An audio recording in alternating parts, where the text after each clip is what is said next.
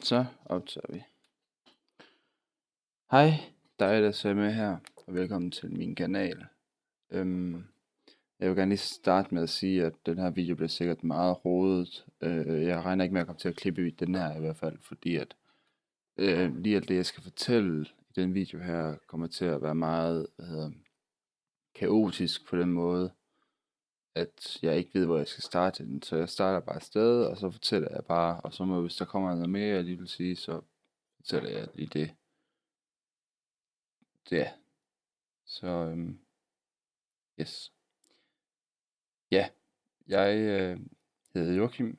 Jeg er 19 år. Jeg går på gymnasium, faktisk 3.G. Jeg har spansk og engelsk musik på A-niveau. Og grunden til at jeg faktisk har lavet den kanal her, det er fordi at jeg har fået konstateret ADHD, da jeg gik i 4. klasse, og det er så 10 år siden i hvert fald. Så på den måde så har jeg lært på en måde at leve med det. Ikke på den måde, at jeg ikke lægger mærke til, at jeg har det, fordi det gør jeg også stadigvæk. Altså, jeg kan godt mærke, at jeg har det på nogle punkter. Men førhen har det været meget værre, men det er ved at være på plads nu. Ja. Nu tænker jeg, du sikkert, at den her kanal, den skal være med gaming og alt det der, som alle de andre, de har. Men det skal det faktisk ikke.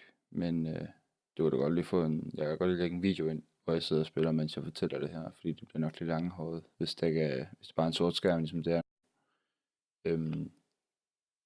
Ja. Men, ja, selvfølgelig, den her video har været rigtig svær for mig at lave, fordi at jeg har det med, at jeg har faktisk brugt rigtig lang tid på at overveje at lave den her. Altså, det er næsten et helt år, jeg har haft lyst til at lave sådan en video her, hvor jeg bare har vil fortælle alt det her, men jeg har faktisk ikke haft overskud til det, fordi at af den ene grund, at der er så meget, jeg gerne vil have med. Så jeg ved faktisk ikke, hvor jeg skal starte, eller skulle starte, for at få det hele med. Men nu har jeg så bare lavet den her video, hvor jeg slet ikke klipper i det, fordi at det kan jeg slet ikke overskue. Så det kan godt ske, det bliver forvirrende at høre på, men sådan er det. Det er nok det, der kommer til at være det specielle ved mine videoer, det er, at de kommer til at være mega uoverskuelige og rodet nogle gange. Men det beskriver så bare lidt den måde, mit hoved er skruet sammen på, hvis man kan sige det, uden at det bliver forstået negativt fra min egen side af. Ja. Grunden til, at jeg laver den kanal her, det er blandt andet for at give et indblik i mit liv, og hvordan det er at gå på gymnasiet, mens man har ADHD. Også bare fordi at jeg måske ikke lige er den, der har den største vennekreds. Så jeg tror, jeg vil bruge YouTube til at kommunikere med mig selv på en måde. Så hvis jeg har nogle overvejelser og nogle tanker, det kan være alt muligt. Det kan være lige fra atomer til hvilket dyr jeg så i dag. Det kan være alt muligt mærkeligt, totalt random.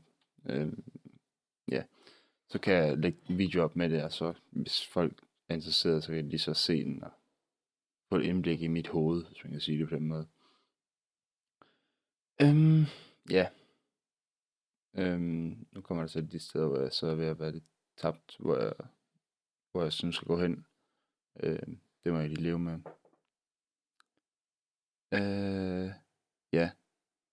Plus at nu når jeg har ADHD, og jeg har haft det i noget tid, så kan jeg jo også hjælpe andre videre, hvis de har spørgsmål, som jeg helt sikkert kan svare på. Da jeg startede i 4. klasse, hvor jeg fik konstateret ADHD, der var jeg rigtig hyperaktiv. Rigtig meget. Og jeg blev mega nemt sur. Det kommer lige en uddybende forklaring, og den kan jeg så godt tage nu. Dengang jeg gik i et mindre klasse, blev jeg nemt sur på læreren. Der var blandt andet et tidspunkt, hvor at vi havde matematik, og så skulle jeg have hjælp til noget. Og af en eller anden grund, så ville min lærer ikke komme ned til mig. Det var ligesom, at hun ignorerede mig. Hun gik bare videre til de andre elever. Jeg ved ikke, det er fordi, jeg måske havde dumme spørgsmål. Fordi jeg er meget usikker generelt. Det er jeg stadigvæk. Jeg spørger meget for at være helt sikker på, at det er det rigtige, jeg gør, så jeg ikke gør det forkert. Men til sidst så fik jeg bare nok. Så jeg blev, for at sige det, jeg blev skidesur på hende. jeg rejste mig og væltede bordet. Tror jeg, når jeg ikke hyldte bordet væk fra mig. Jeg var rimelig stærk dengang i forhold til, hvad jeg selv troede. Så kan jeg huske, at jeg råbte af hende. Og så blev jeg selvfølgelig sendt op på kontoret. Og så kan man så sige, at det var en rigtig meget at reagere på, men det vidste jeg ikke en skid om dengang. Nå, inden det bliver for kedeligt, så skal jeg videre. Ja, generelt så får jeg også et indblik i mine mærkelige tanker, har jeg skrevet en note her. Blandt andet så dagdrømmer jeg rigtig meget. Jeg har tit taget mig selv i at bare sidde og tænke. Jeg ved ikke, om andre folk gør det. Jo, selvfølgelig. Jo, mange folk de tænker. Jeg har tit siddet og læst i historie, for eksempel, fordi det er altid kedeligt at læse. Så mens jeg læser linjerne for linje, så kan jeg efter nogle linjer sådan tage mig selv i at bare slet ikke læse det, der står. Mine øjne de kører simpelthen bare hen ad teksten, men mit hoved det er simpelthen et helt andet sted.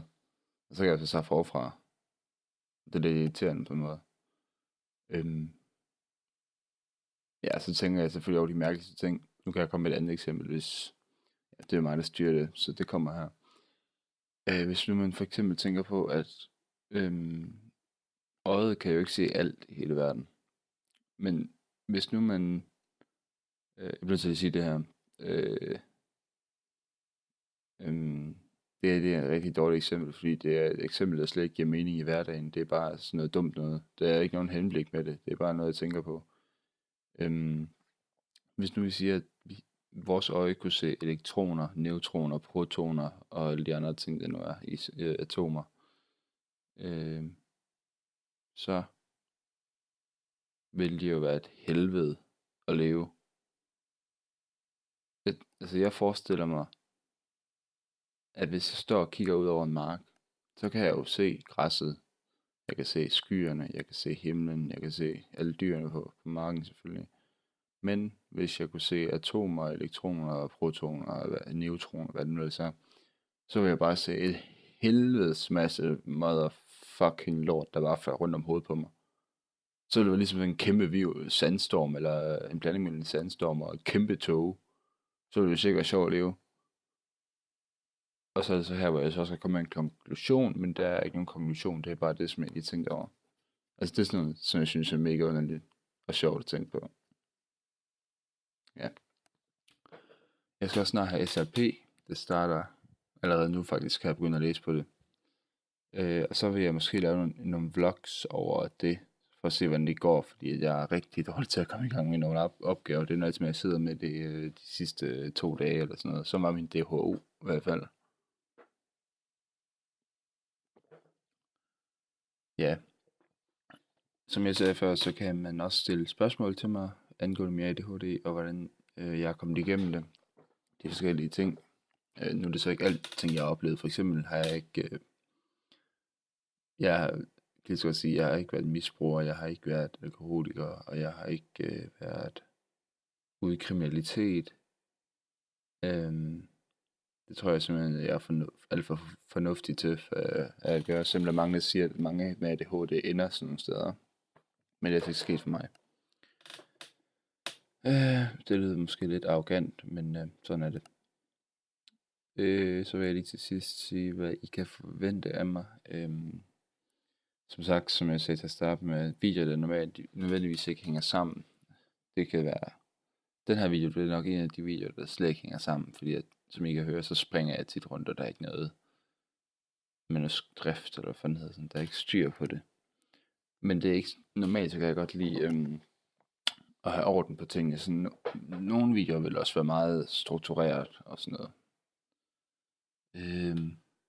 Ja, der er også en anden ting, jeg skal vide. Det er, at jeg er rigtig meget sarkastisk. Alt det kan man ikke se. Jeg er meget sarkastisk, ironisk. Det betyder det samme.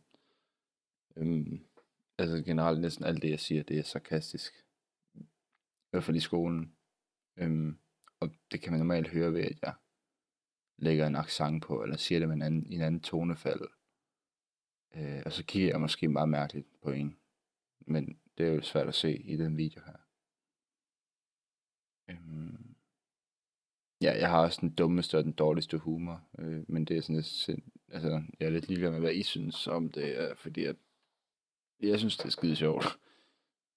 Ja. Så har jeg lige en ting mere, jeg vil sige, inden jeg runder af. Nu glemte jeg det så nok. Nej.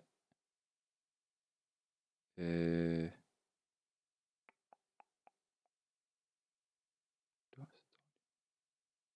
det er lidt sådan typisk mit hoved. Så går jeg i stå. Skal jeg lige have 10 sekunder.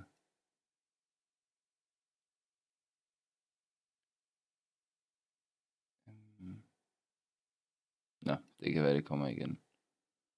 Det var bare mega vigtigt, synes jeg. Jo, nu kan jeg huske det.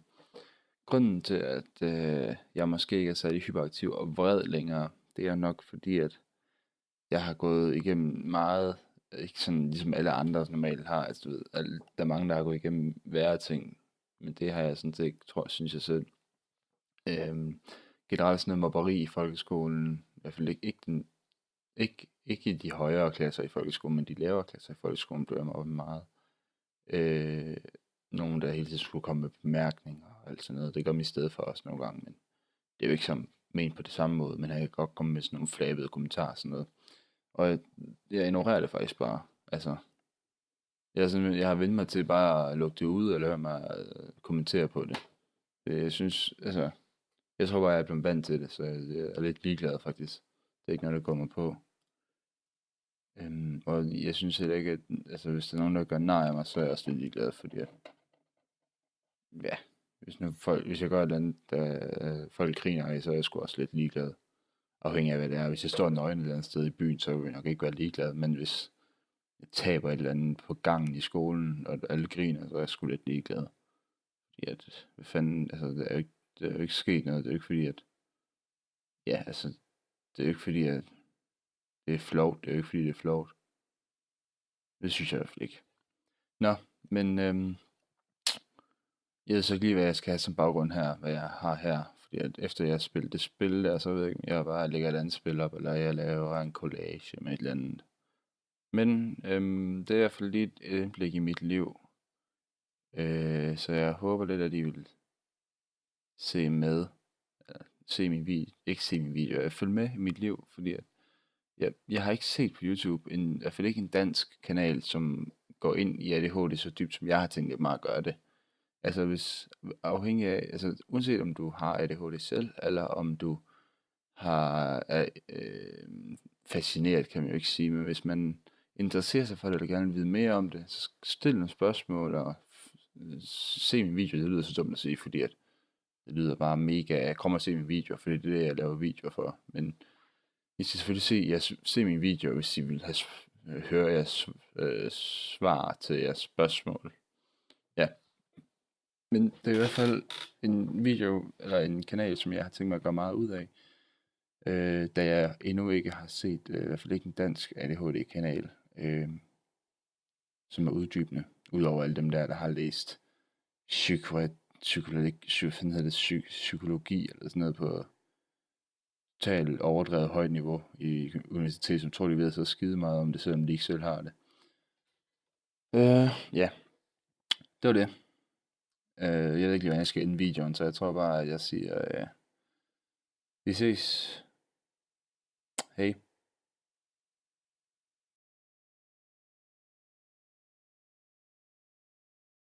Men hvis der nu er nogen, der gerne vil spille noget Rocket League, eller vi kan livestream eller sådan et eller andet med mig, så kan vi selvfølgelig også godt finde ud af det. Jeg spiller også andre spil, men jeg lægger mest af alt vægt på det, jeg sagde i videoen.